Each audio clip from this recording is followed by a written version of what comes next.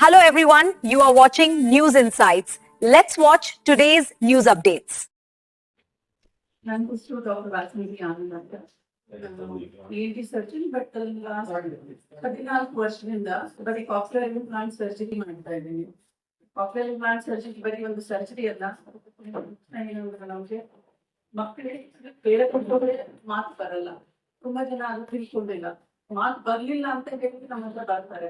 So ಆಗ ಅವ್ರು ಬರೋ ಟೈಮಲ್ಲಿ 4 ವರ್ಷ ಆಗುತ್ತೆ 5 ವರ್ಷ ಆಗುತ್ತೆ ಹೋದ್ರೆ ಮತ್ತೆ ಕೂಡ ನೀವು ಟೆಸ್ಟ್ ಮಾಡಿಸ್ಕೊಳ್ಳಿ ಅಂತ ಅವ್ರು ಟೆಸ್ಟ್ ಮಾಡ್ಕೊಂಡು ಬಂದಾಗ ಹಾಗೆ ಮಕ್ಕಳಿಗೆ 2-3 ವರ್ಷ ಆಗೋಗಿರುತ್ತೆ.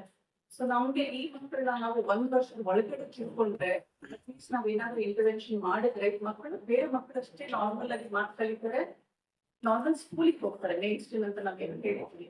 ಸೊ ತುಂಬಾ ಮುಖ್ಯ ಅಂದ್ರೆ ನಮ್ಗೆ ಇದು ಅವೇರ್ನೆಸ್ ಇಲ್ಲ ನಮ್ಮ ಕರ್ನಾಟಕದಲ್ಲಿ ಇಲ್ಲ ನಮ್ಮ ದೇಶದಲ್ಲೂ ಕೂಡ. ಇನ್ಸಿಡೆನ್ಸ್ ಎಷ್ಟಿದೆ ಅಂದ್ರೆ 4-5 ಮಕ್ಕಳು 1000 ಮಕ್ಕಳದಲ್ಲಿ ಕಿವಿಡ್ತನದಿಂದ ಇಟ್ಟಿದ್ದಾರೆ, ಮುಕ್ತವಾಗಿ ಕಿವಿಡ್ತನ ಇರ್ತಿದೆ. ಅದು ಕಿವಿಡ್ತನ ನಾವು ಎಷ್ಟು ಅಂದ್ರೆ 90% ಮೇಲೆ ಕಿವಿಡ್ತನ ಇದೆ. 90% ಮೇಲೆ ಇದ್ದಾಗ ಈ ಮಕ್ಕಳಿಗೆ ನಾವು ಏನೇ ಮಾಡಿದ್ರು ಕೂಡ ನಾರ್ಮಲ್ ಸ್ಪೀಚ್ ಕೇಳಿಸ್ಕೊಡೋದೇ ಇಲ್ಲ. ಈಗ ನಾನು ಶೋ ಅಂತ ನಾನು ಏನೇ ಮಾತಾಡಿದ್ರು ಬರೀ ಶಬ್ದ ಹೋಗುತ್ತೆ ಹೊರತು ಅರ್ಥ ಹೋಗಲ್ಲ ಮೆದುಳಿಗೆ. ಸೊ ಅದನ್ನ ತಲುಪಿದ್ರೆ ಮಗು ಮಾತು ಕಲಿಯುತ್ತೆ. ಸೊ ಅದನ್ನು ಮಗುಗೆ ಮಾತು ಕಲಿಸ್ಬೇಕು ಅಂದ್ರೆ ಹಿಯರಿಂಗ್ ನಾರ್ಮಲ್ ಬೇಕು. ಹಿಯರಿಂಗ್ ನಾರ್ಮಲ್ ಅಂದ್ರೆ 20% ಕೇಳಿದ್ರೆ ಮಗು ಮಾತು ಕಲಿಯುತ್ತೆ. ಸೊ ಮುಕ್ತದಾಗಿ 90% ಹಿಯರಿಂಗ್ ಲಾಸ್ ಇದೆ ಅಂದಾಗ ಈ ಮಗುವನ್ನು 1 ವರ್ಷದೊಳಗೆ ಕಂಡು ಹಿಡಿದು ಆಪರೇಷನ್ ಮಾಡಿದ್ರೆ ಮಗು ನಾರ್ಮಲ್ ಸ್ಕೂಲಿಗೆ ಹೋಗುತ್ತೆ. ಸೊ ಅದನ್ನ ನಾವು ಆದಷ್ಟು ಸೊಸೈಟಿಗೆ ಕರ್ನಾಟಕದಲ್ಲಿ ಇಂಡಿಯಾದಲ್ಲಿ ಪೇರೆಂಟ್ಸ್ ಬಂದ್ರೆ ಮಕ್ಕಳಿಗೆ ತೊಂದರೆ ಆಗೋದಿಲ್ಲ, ಮತ್ತೆ ಫ್ಯಾಮಿಲಿಗೆ ತೊಂದರೆ ಆಗೋದಿಲ್ಲ ಅಂತ ಒಂದು ಅವೇರ್ನೆಸ್ ಪ್ರೋಗ್ರಾಮ್ ಅಂತ ಮಾಡ್ತೀವಿ. ಅದ್ರ ಹೆಸರು ಶ್ರವ್ಯ ಸಂಭ್ರಮ ಅಂತ ಹೇಳಿ.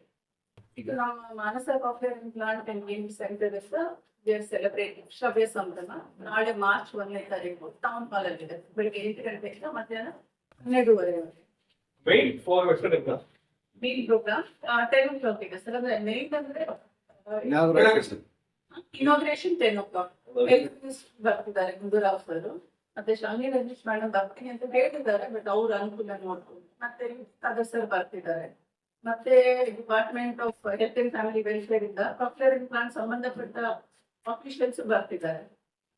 ಯಾಕಂದ್ರೆ ಈಗ ನಮ್ಮಲ್ಲಿ ಒಂದು 850ಕ್ಕಿಂತ ಜಾಸ್ತಿ ಮಕ್ಕಳಿಗೆ ಸರ್ಜರಿ ಮಾಡಿದ್ದೀವಿ. ಈ ಮಕ್ಕಳು 8 ವಯಸ್ಸಿಂದ 79 ವಯಸ್ಸಿನವರೆಗೂ ಮಾಡಿದ್ದೀವಿ. ಸೊ ಇದು ಮಕ್ಕಳಿಗೆ ಸೀಮಿತವಾದಂತ ಇಲ್ಲ. ಸೊ ದೊಡ್ಡವ್ರಿಗೂ ನಾವು ಮಾಡ್ಬೋದು. ಯಾವಾಗ ಜಾಸ್ತಿ ಆಗುತ್ತೆ ಅಂತ ನಮ್ಗೆ ಬರ್ತಿರೋದು ಏನಂದ್ರೆ ಸಂಬಂಧದಲ್ಲಿ ಮದ್ವೆ ಆಗೋದು ತುಂಬಾ ನಾರ್ಮಲ್ ನಮ್ಮ ಇದ್ರಲ್ಲಿ ಸೌತ್ ಇಂಡಿಯಾ ಅಲ್ಲಿ ಅಂತ ಅತ್ತೆ ಮಗ ಇಲ್ಲ ಮಾಮನ್ಗೆ ಕೊಟ್ಟು ಮದುವೆ ಮಾಡ್ತಾರೆ. ಸೊ ಈ ತರ ಸಂಬಂಧದಲ್ಲಿ ಮದ್ವೆ ಆದಾಗ ಹಿಯರಿಂಗ್ ಲಾಸ್ ಚಾನ್ಸಸ್ ಇನ್ನೂ ಜಾಸ್ತಿ ಆಗುತ್ತೆ. ಸೊ ಎರಡನೇದು ಅಂದ್ರೆ ಹುಟ್ಟಿದಾಗ ತುಂಬಾ ತೂಕ ಕಡಿಮೆ ಇದ್ರೆ ಅವಾಗ ಹಿಯರಿಂಗ್ ಲಾಸ್ ಚಾನ್ಸಸ್ ಜಾಸ್ತಿ. ಪ್ಲಸ್ ಹುಟ್ಟಿದಾಗ ಜಾಂಡಿಸ್ ಜಾಸ್ತಿ ಆಯ್ತು ಅನ್ಕೊಳ್ಳಿ ಮಗುಗೆ, ಅವಾಗ ಕೂಡ ಏನು ಸಣ್ಣ ಹೇರ್ ಸೆಲ್ಸ್ ಇರುತ್ತೆ ಅದು ಡ್ಯಾಮೇಜ್ ಆಗೋ ಚಾನ್ಸಸ್ ಇರುತ್ತೆ. ಮಗು ತಕ್ಷಣ ಅಳ್ಳಿಲ್ಲ ಅಂತ ಹೇಳಿ. ಈಗ ನಮ್ಮಲ್ಲಿ ಎಷ್ಟು ಬರ್ತ್ ಆಗೋದು ಎಲ್ಲ ರೂರಲ್ ಪಾಪ್ಯುಲೇಷನ್ ಅಲ್ಲಿ ಫೆಸಿಲಿಟೀಸ್ ಇರಲ್ಲ. ಆ ಟೈಮಲ್ಲಿ ಮಗು ಒಂದು 5 ನಿಮಿಷಕ್ಕಿಂತ ಜಾಸ್ತಿ ಅಳ್ಳಿಲ್ಲ, ಬ್ರೈನ್ ಆಕ್ಸಿಜನ್ ಸಪ್ಲೈ ಹೋಗ್ಲಿಲ್ಲ ಅಂದ್ರೆ ಹೇರ್ ಸೆಲ್ ಡ್ಯಾಮೇಜ್ ಆಗೋ ಚಾನ್ಸಸ್ ಇರುತ್ತೆ. ಇವೆಲ್ಲ ನಾವು ತಿಳ್ಕೊಂಡ್ರೆ ತಡೆಗಟ್ಟಬಹುದು.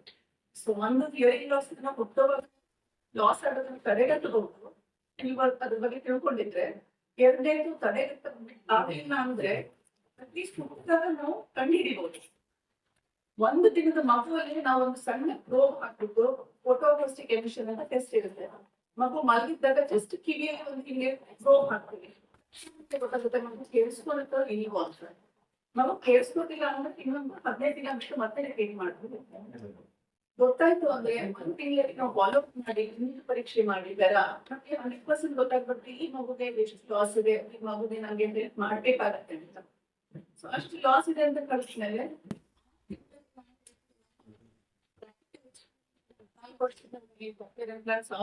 ಮೇಲೆ ಮಾಡಿದ್ವಿ, ಬೇರೆ ಕಡೆ ಹೋಗಿ ಮೇಕೋ ಸರ್ಜನ್ ತರ ಕೆಲಸ ಮಾಡಿದ್ವಿ. 1 ವರ್ಷದೊಳಗೆ ನಾವು ಇಂಪ್ಲಾಂಟ್ ಮಾಡಿದ್ರೆ ಆ ಮಗುಗೆ ಗ್ಯಾಪ್ ಕವರ್ ಮಾಡೋದು ಕಮ್ಮಿ ಇರುತ್ತೆ. ನಾರ್ಮಲ್ ನಾವು ಕೇಳಿಸ್ಕೊತಿದ್ದಕ್ಕೆ ನಮ್ಗೆ ಯಾಕೆ ಏನು ಅಂತ ಗೊತ್ತಾಗಲ್ಲ. ಯಾವ ಕೇಳಿಸ್ಕೊಂಡಿಲ್ಲ ಅಷ್ಟು ವರ್ಷದ ಗ್ಯಾಪ್ ಇರುತ್ತೆ ನಾವು ಹಿಯರಿಂಗ್ ವಾಪಸ್ ಕೊಟ್ಟಾಗ ಆ ಗ್ಯಾಪ್ ಕವರ್ ಮಾಡಿ ಪ್ಲಸ್ ಮುಂದೆ ಹೋಗ್ಬೇಕಾಗುತ್ತೆ. Every day is important in listening, especially ಮೊದಲು 1 ವರ್ಷ 2 ವರ್ಷದಲ್ಲಿ ಹುಟ್ಟಿದ ತಕ್ಷಣ ಮಕ್ಕಳಿಗೆ ಮಾಡ್ತೇವೆ. ಫಸ್ಟ್ ಹುಟ್ಟಿದ ತಕ್ಷಣ ಹಿಯರಿಂಗ್ ಲಾಸ್ ಹಿಡಿಬಹುದು ಸೆಲೆಕ್ಟ್ ಮಾಡ್ತಾರೆ. ಹುಟ್ಟಿದ ತಕ್ಷಣ ಕಿವಿ ಚೆನ್ನಾಗಿದೆ, ನಾರ್ಮಲ್ ಆಗಿದೆ, ಕೈ ಇದೆ, ಕಾಲಿದೆ ಅಂತ ಅದು ಕೆಲಸ ಮಾಡ್ತಿದೆ ಅಂತ ಅಲ್ಲ, ಅದು ಕೆಲಸ ಮಾಡ್ತಿದ್ಯೋ ಇಲ್ಲೋ ಅಂತ ತಿಳ್ಕೊಳ್ಳೋದು ತುಂಬಾ ಮುಖ್ಯ ತಾಯಿ ತಂದೆ ಪೋಷಕರಿಗೆ. ನಾವು ಡಾಕ್ಟರ್ ಆಗಿ ನೋಡ್ತೀವಿ, ಕಿವಿ ಇದೆ ಎಲ್ಲ ಇದೆ ಹೇಳ್ತೀವಿ, ಬಟ್ ನಾವು ಕೇಳಿಸ್ಕೊತಿದ್ಯೋ ಇಲ್ಲೋ ಅನ್ನೋದು ಅದು ಮ್ಯಾಂಡೇಟರಿ ನಮಗೆ. ಸೊ ಅದನ್ನ OI ಅನ್ನೋ ಸಿಂಪಲ್ ಪರೀಕ್ಷೆ 10 ನಿಮಿಷದಲ್ಲಿ ನಮ್ಗೆ ಗೊತ್ತಾಗುತ್ತೆ ಮಗು ಕೇಳಿಸ್ಕೊತಿದೆ. ಅಷ್ಟು ಮಾಡಿದ್ರೆ ನಮ್ಗೆ ಯೋಚನೆ ಇರಲ್ಲ. ಮಾತು ಲೇಟ್ ಆಗ್ತಾ ಇದೆ ಅಂದ್ರೆ ಅವಾಗ ಬೇರೆ ಇಂಟರ್ವೆನ್ಷನ್ ಏನ್ ಮಾಡ್ಬೋದು. ಅದನ್ನ ರೀಕನ್ಫರ್ಮೇಶನ್ ಬೇರೆ ಅಂತ ಟೆಸ್ಟ್ ಇದೆ, ಅದು 3 months ಒಳಗಡೆ ಮಾಡಿ ನಾವು ಇಂಟರ್ವೆನ್ಷನ್ 3 ತಿಂಗಳಲ್ಲೇ ಶುರು ಮಾಡಬೇಕು. ಸೊ WHO ಅದೇ ಹೇಳುತ್ತೆ, ಸ್ಲೋಗನ್ ಇರೋದು ಕಮ್ಯುನಿಟಿ ಟು ಕ್ಲಾಸ್. ಯಾವ ಮಕ್ಕಳು ಕ್ಲಾಸ್ ರೂಮ್ ಹೊರಗಡೆ ಆದಷ್ಟು ಇವರಿಗೆಲ್ಲ ಒಳ್ಳೆ ಎಜುಕೇಶನ್ ತರ ಅಂತ. ಸೊ ಅದು ಯಾವಾಗ ಸಾಧ್ಯ ಅಂದ್ರೆ ನಾವು 90% ಜಾಸ್ತಿ ಕ್ಲಾಸ್ ಇದ್ರೆ 1 ವರ್ಷದ ಒಳಗಿದ್ದು ಆಪರೇಷನ್ ಮಾಡಿದ್ರೆ ಮಗು ಕೇಳಿಸ್ಕೊಂಡ್ರೆ ಕಾಕ್ಲಿಯರ್ ಇಂಪ್ಲಾಂಟೇಶನ್ ಇಂದ ಅದು ಸಾಧ್ಯ ಆಗುತ್ತೆ.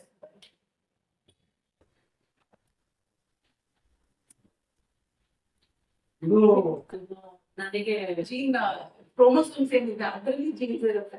ಆ ಅಮೈನೋ ಆಸಿಡ್ ಅಲ್ಲಿ ಯಾವುದೋ ಒಂದು ಮಿಸ್ ಆಯ್ತು, ಇಲ್ಲ ಟ್ರಾನ್ಸ್ಲೋಕೇಟ್ ಆಯ್ತು, ವೇರಿಯೇಷನ್ ಆಯ್ತು ಅಂದ್ರೆ ಬಂದ್ಬಿಡುತ್ತೆ ಅದು.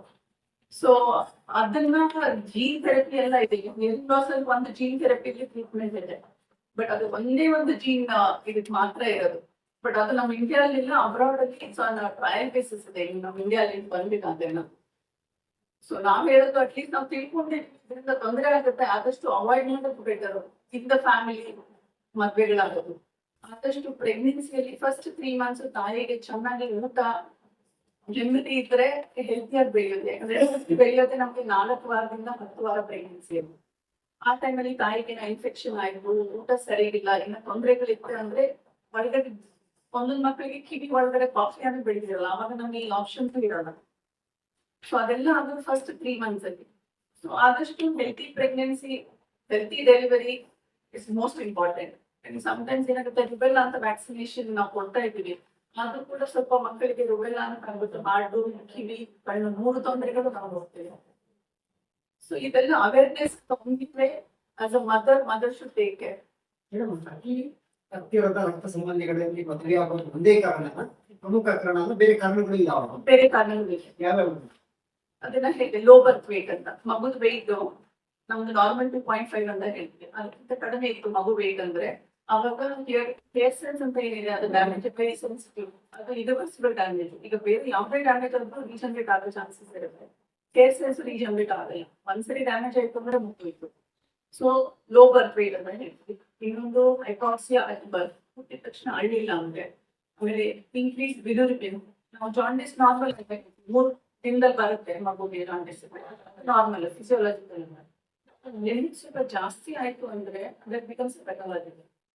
ಸೊ ನಾವು ಮಾನಿಟರ್ ಮಾಡ್ಬೇಕು, ಬ್ಲಡ್ ಅಲ್ಲಿ ಎಷ್ಟಿದೆ ಅಂಶ ಜಾಂಡಿಸ್ ಸಾಮಾನ್ಯ ಅಂತ ಹೇಳ್ತಾರೆ.